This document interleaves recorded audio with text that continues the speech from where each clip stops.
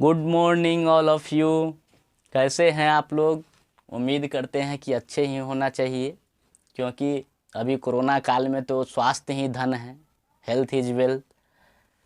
तो यहाँ जो है आप लोग ये मत सोच लीजिएगा कि आरबी केमिस्ट्री आश्रम में जो चल रहा है केमिस्ट्री वो कुछ डेमो चल रहा है। डेमो में कुछ होता नहीं है, ठीक है।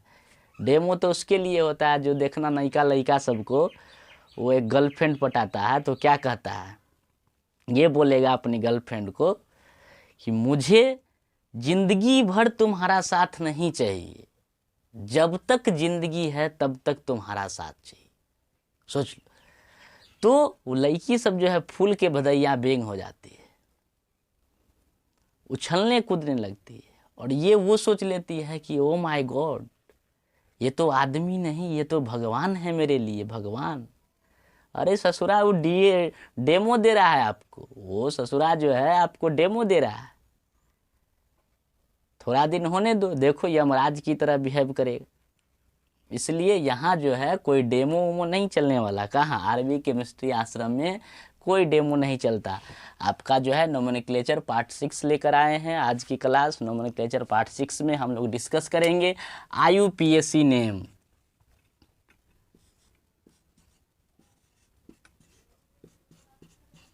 IUPAC name, international union pure applied chemistry. International union pure applied chemistry, इसका फुल फॉर्म होता है international union pure applied chemistry. IUPAC name, जिस तरह से आपका जो है किसी का जन्म जब होता है तो पंडित जी आते हैं, वैसे ही सेम टू सेम केमिस्ट्री की दुनिया में IUPAC नेम जो है, IUPAC एक संस्थान है जस्ट लाइक एज पंडित जी। तो ये IUPAC ही बताएगा कि इसका नाम कैसे लिखेंगे, उसका नाम कैसे लिखेंगे। जैसे अल्केन का मेंबर है तो उसका नाम कैसे लिखेंगे, अल्कीन का है तो उसका नाम, अल्डिहाइड का है तो उसका, मतलब सब कुछ अलग अलग फंक्शनल ग्रुप, अलग अलग जो है सब्स्टिट्यूएंट, सब का नाम बताता है। यही लिखने का तरीका बताता है IUPAC नेम, और कुछ नहीं है। चलिए इसका फुल फॉर्म लिख लीजिए, international union pure applied chemistry. तो IUPAC जो है क्या देता है, एक मेथड देता है जो आपका जो है कैसे किसी कंपाउंड का नाम लिखे। तो IUPAC मेथड लिखिए।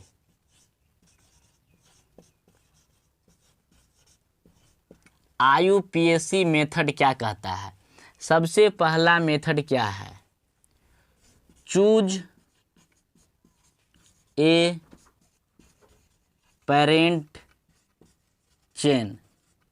चूज ए पेरेंट चेन को शॉर्ट में PC भी बोलते हैं। पेरेंट चेन हमेशा PC ही लिखेंगे। पेरेंट चेन मतलब क्या? मुख्य श्रृंखला, मुख्य श्रृंखला चुने। जैसे जैसे लिखा रहा है, एक में ये, दो में 2 नंबर पे ये, 3 नंबर पे, तो वैसे वैसे ही आपको अप्लाई करना होगा, ठीक है। ये नहीं कि 2 वाला पहले अप्लाई कर देंगे, 1 वाला बाद में। एक में जो मैंने लिखाया नंबर 1 में चूज ए पेरेंट चेन, तो आपको मुख्य श्रृंखला ही चुनना होगा। तो पेरेंट चेन किसे कहते हैं? सबसे पहले तो इसको जानना जरूरी है कि पेरेंट चेन किसे कहेंगे। What do you mean by parent chain? Parent chain मतलब माता पिता, उस कंपाउंड का माता पिता जो है कौन है। जैसे पेरेंट चेन उसे कहेंगे जो सबसे लंबा कार्बन का चेन हो, जो सबसे लंबा कार्बन का चेन हो उसे पेरेंट चेन कहते हैं। जो सबसे लंबी कार्बन का श्रृंखला बनाए।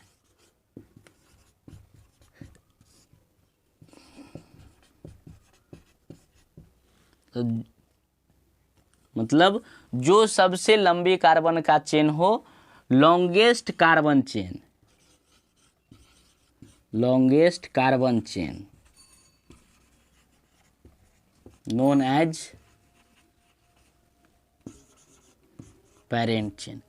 जो सबसे लंबी कार्बन का चेन होगा उसी को कहते हैं हम लोग पेरेंट चेन। जल्दी से स्क्रीनशॉट लीजिए, पहले छापिए या स्क्रीनशॉट ले लीजिए, जो करना है कीजिए जल्दी से। Choose a parent chain, parent chain किसे कहते हैं? जो सबसे लंबा कार्बन का चेन हो। Longest carbon chain is known as parent chain. चलिए, उम्मीद करते हैं कि स्क्रीनशॉट ले लिए होइएगा।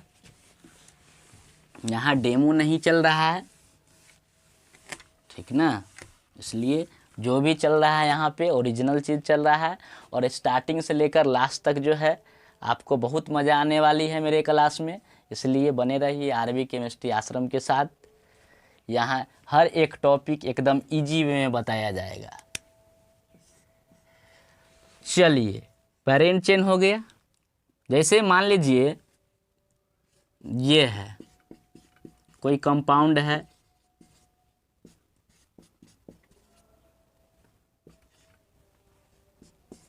जैसे ये कंपाउंड है, कोई कंपाउंड है। अब इस कंपाउंड को मैंने कहा क्या इसमें पैरेंट चेन बताइए, कौन सा कार्बन वाला जो रास्ता होगा वो पैरेंट चेन होगा। सबसे पहले पैरेंट चेन बताना है, तो हमें पैरेंट चेन जो है एक इंड से दूसरे इंड तक जाना है, और जो सबसे लंबा रास्ता दिखे वही हो जाएगा आपका पैरेंट चेन। तो एक किनारे से दूसरे किनारे जाना है, जो किनारा आपका एक कार्बन के किनारे से दूसरे कार्बन का किनारा तक जाना है, जो आपका सबसे लंबा कार्बन का चेन दिखाई दे वही हो जाएगा पैरेंट चेन। जैसे मान लीजिए हम ये चल रहे हैं, फर्स्ट केस में ये चल रहे हैं, कितना कार्बन आ गया? 1 2 3 4 कार्बन आया। चलिए, मतलब फर्स्ट रास्ता में 4 कार्बन आ गया। अगर हम चले ऐसे, चले ऐसे ऐसे ऐसे ऐसे, तो ये दूसरा रास्ता है, ये पहला रास्ता है, ये दूसरा रास्ता है। तो कितना कार्बन हुआ? 1 2 3 4 5 6, मतलब सेकेंड रास्ता में कितना कार्बन? तो 6 कार्बन। और कोई रास्ता है क्या कि हाँ एक और ये रास्ता हो सकता है, ये एकदम सीधा जाए, सीधा चले जाए?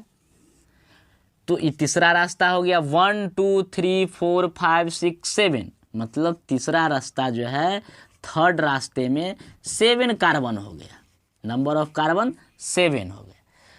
तो अब बताइए कि सबसे ज़्यादा कार्बन कौन से रास्ता में दिखाई दिया? तो तीसरा वाला रास्ता में दिखाई दिया। तो इसलिए जो है ये तीसरा वाला रास्ता जो है वो पैरेंट चेन हो जाएगा, बाद बाकी जो है सब्स्टिट्यूएंट हो जाता है। ये देखिए, जैसे यही रास्ता था ना वो तीसरा वाला रास्ता, ये रास्ता था, ये देखिए यहाँ से गया सीधा और ये हो गया, ये आपका हो गया overall parent chain. Parent chain में टोटल कितना कार्बन है? 7 कार्बन। मतलब मैंने बोला कि पैरेंट चेन उसी को लेंगे जो सबसे ज़्यादा कार्बन का चेन होगा। तो तीसरा वाला रास्ता जो था वो सबसे ज़्यादा कार्बन का चेन दिखाई दे रहा था। तो 1 2 3 4 5 6 7, 7 कार्बन है, इसमें 7 कार्बन है। तो क्या हो जाएगा? ये सबसे लंबा कार्बन का चेन दिखाई देगा, ये सबसे लंबा कार्बन का चेन जो होगा वो हो जाएगा आपका पैरेंट चेन। चलिए, पैरेंट चेन के अलावा जो ये और ये बच गया तो इसे हम लोग कहते हैं सब्स्टिट्यूएंट। इसको या इसको क्या बोलते हैं? सब्स्टिट्यूएंट, या इसी को कहते हैं ब्रांच, या इसको हिंदी में कहे तो शाखा। आपका जो है पैरेंट चेन को हिंदी में क्या कहते हैं? मुख्य श्रृंखला। मुख्य श्रृंखला ये इसका जो है माता पिता हो गया ये पूरा, और ये दोनों जो है बेटा बेटी है, ठीक ना। ये भी सब्स्टिट्यूएंट, ये भी सब्स्टिट्यूएंट, मतलब ये भी ब्रांच है और ये भी ब्रांच है। मतलब ये क्लियर हो गया कि पैरेंट चेन के अलावा जो भी बच जाता है वो सब के सब क्या होता है? सब्स्टिट्यूएंट होता है। पैरेंट चेन के अलावा जो भी बच गया, देखिए जैसे यहाँ पे CH3 बच गया और Br बच गया, तो ये क्या होगा और ये क्या होगा? ये दोनों सब्स्टिट्यूएंट होगा। इसका नाम मैंने बताया था कल की क्लास में, क्या बताया था? ब्रोमो। इसका नाम भी बताया था CH3, याद है? मिथाइल, याद आया? CH3 एक वैलेंसी इधर जो है खाली था तो वैसा ही तो दिख रहा है, तो इसका नाम मिथाइल हो जाएगा। मैंने बोला था कि हैलोजन ग्रुप और ये आपका अल्काइल ग्रुप दोनों जो है, हैलोजन का समूह हो या अल्काइल का समूह हो, दोनों का दोनों हमेशा सब्स्टिट्यूएंट में ही आते हैं। ये बात क्लियर होनी चाहिए। इसलिए 2 ही ग्रुप कल पढ़ाया था मैंने, एक पढ़ाया था हैलोजन ग्रुप, एक पढ़ाया था अल्काइल ग्रुप। तो इसका नाम हो जाएगा मिथाइल, इसका नाम हो जाएगा ब्रोमो, याद है? फिर कल बाहर आई आंटी, ये बाहर आई थी ना, ब्रोमो। चलिए स्क्रीनशॉट ले लीजिए जल्दी से। पेरेंट चेन कैसे चूज करते हैं वो सारा कुछ इसमें दर्शाया गया है।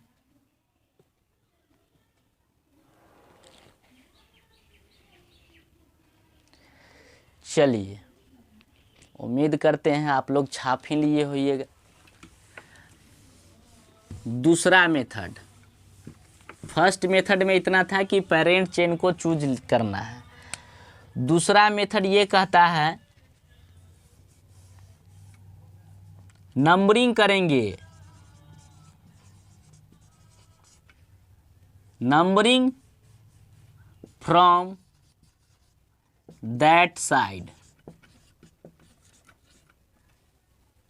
which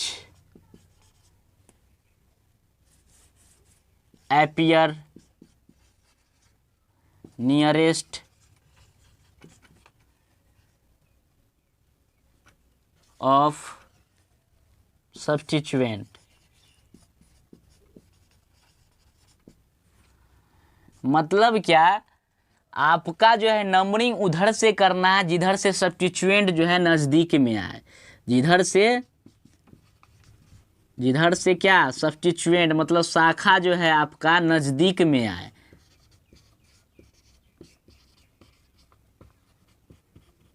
जिधर से आपका शाखा नज़दीक में आएगा उधर से ही नंबरिंग करना है। क्या कहलाता है ये बताते हैं अच्छे से। पहले इसको स्क्रीनशॉट लीजिए। Numbering from that side which appears nearest of the substituent. जिधर से आपका जो है सब्स्टिट्यूएंट नज़दीक में आएगा उधर से ही नंबरिंग करना है। चलिए दो का ये एक मान लीजिए, दो का एक, दो का दो जो है ये कहलाता है कि इफ सब्स्टिट्यूएंट मतलब शाखा या branch, substituent are at same position,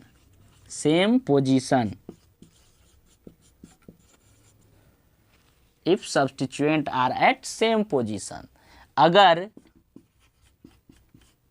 शाखा का स्थान समान हो जाए तब क्या करते हैं हम लोग, क्या करेंगे, अल्फ़ाबेटिकल ऑर्डर में लेंगे।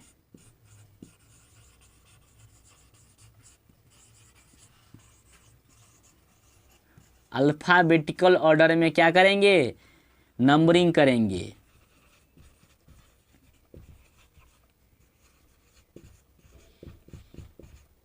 चलिए छापिए पहले इतना, या स्क्रीनशॉट लेने का मन हो तो स्क्रीनशॉट ले लीजिए। If substituent are at same position, अगर सब्स्टिट्यूएंट जो है सेम पोजीशन पे हो तो हम लोग क्या करते हैं, तो अल्फ़ाबेटिकल ऑर्डर में नंबरिंग करेंगे। चलिए इतना तक तो उम्मीद करते हैं छाप लिए होइएगा। अब आते हैं अल्फ़ाबेटिकल ऑर्डर क्या होता है। अल्फ़ाबेटिकल ऑर्डर क्या होता है वो मैं बता दूं।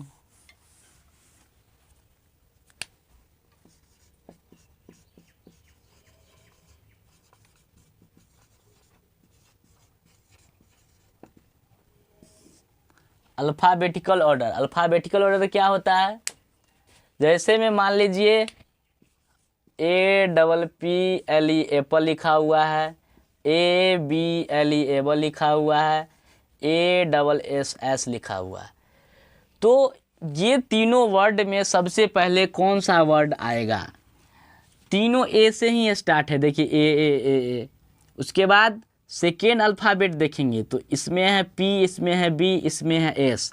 तो ABCD में जो है कौन पहले आएगा, पहले तो A आता है उसके बाद B आता है, तो इसलिए B वाला जो है पहले आ जाएगा, एबल।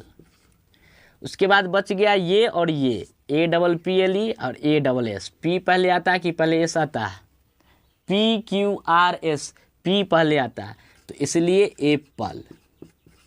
अब S मतलब आज ही जाइए आप लोग डिक्शनरी में खोलिएगा ये तीनों वर्ड, तो ये तीनों वर्ड में सबसे पहले एबल मिल जाएगा, उसके बाद एप्पल मिलेगा, उसके बाद एस मिलेगा। इसी को हम लोग कहते हैं अल्फ़ाबेटिकल ऑर्डर।